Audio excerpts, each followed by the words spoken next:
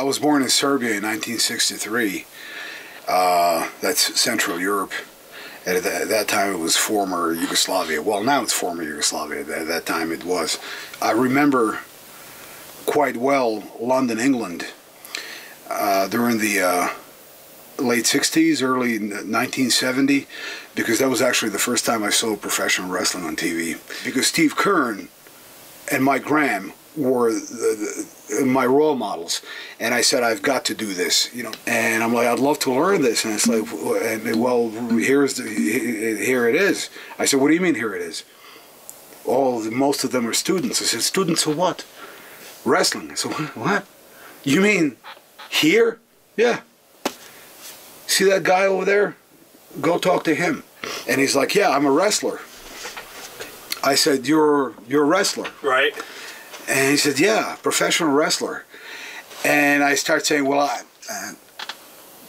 that's great. I love wrestling, you know, because it's like, how do I tell this guy I train at that school over there?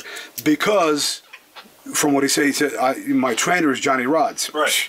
Now, you think I'm going to say, oh, I'm a wrestler too. You know, my trainer is that guy you never heard of. You know, like the first time I saw anyone perform superplexes off the very top rope and belly to belly and all that, it was there. We were doing all that kind of stuff. I hate seeing people being bullied.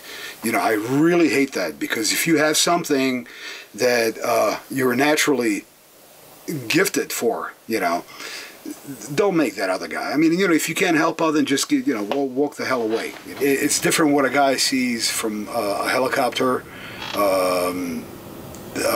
blowing people away or dropping bombs, then, you know, when you're rolling with tanks and infantry, right, you see stuff that, you know, I mean, fresh kills, you know, that, you know, you almost can't compare it because of the way, like a lot of people that I've met in the business, that it's almost like they really turned into enemies. I hate to say it. Yeah.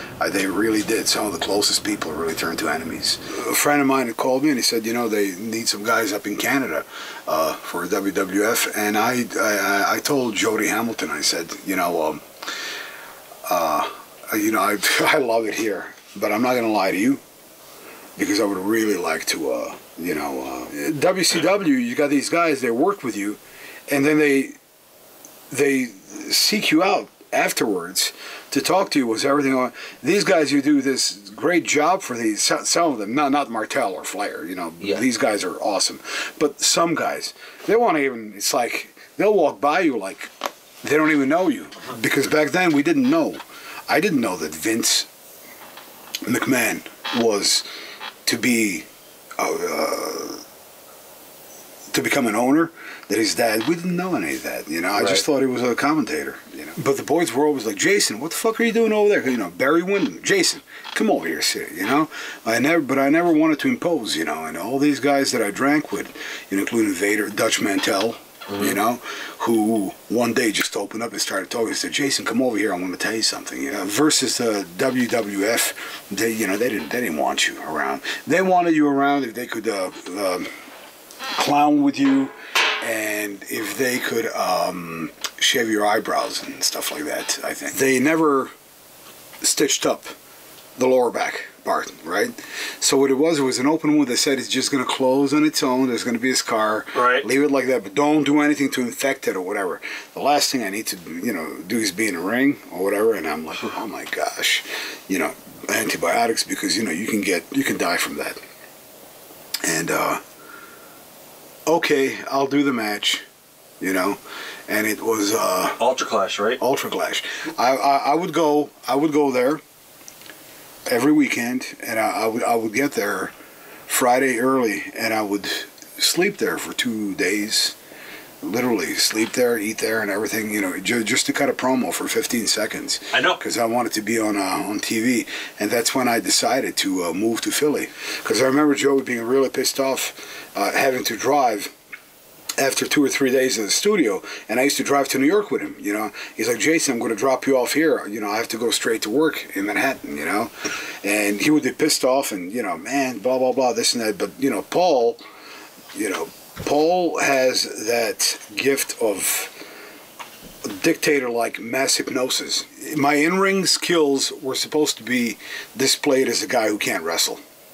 He just comes out looking good, all tanned, and, you know, he works out just to look good, and, you know, that type of a thing.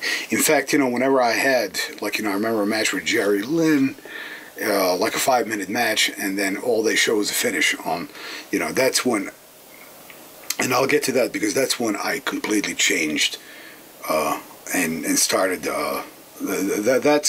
I felt like somebody cut my balls off, you know, and that's when I changed and really started getting very, very bitter and hating, you know, coming to work. And on top of that, you know, you're not allowing me and some other guys to work indies.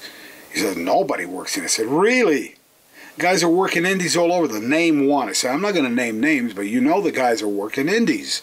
The guy lives in Denver, and the other guy lives in Chicago, and the other guy that lives in Florida.